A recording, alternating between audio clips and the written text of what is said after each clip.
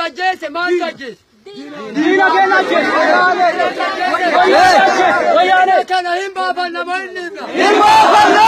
Hin baafanna. Hin baafanna. Diinni ammallee nu jalaa buqqaa. Nu jalaa buqqaa. Soon keenya itti fuufa. Itti fuufa. Isaan kun utuu qabsaa lammummaa ofiitiif qabsaa'u deeman hin jira. Hin jira. Hin jiru. Hin jiru. Diinni isaa hin ba'a. Hin ba'a. Diinni isaa diinni ilmaan Oromoo hin ba'a. Hin ba'a. Menu kenna jechuudha. Mamuudoo kenna akkasuma. Menu kenna.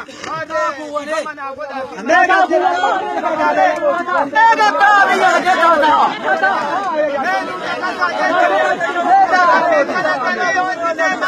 kenna gargaara jecha humnaa yoo itti deeman hin ta'u jara kenna. Ni qoodiifama naa godha waxaatonni kenna. Kun amma koola kenna jechuudha. Koolli kenna nurraa dhumaadha jechuudha jara. Rabbiin kadhatu qabnu jechuudha. Awwalillee kadhatu qabdi jechuudha.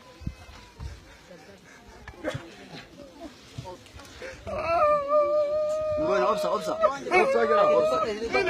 Abbaan qabna. Obsa. Ofitti qabna. Rabbi balaa kana nu jala haa kaasu. Abbaa irra nu haas. Oromoo naama. Oromoo naama. Rabbi koola nurraa jini. Kanalee sin biyya kanaaf du'aatti jechuudha. Biyya keenyaaf du'aatti jechuudha. Namni qabaa. Nama isinii jakabdiinu jakabnu baay'inina.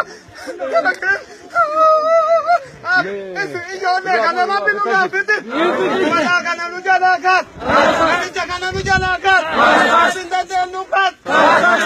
Isni rabbiti ilame gaqqaba hin bullu. Itti deemna. Itti Oromooti. Nu jalaa kaas. Nyaanillee kadhatuu qaba. Jara keenya ilame aadaa jalaan qayyaru jechuudha.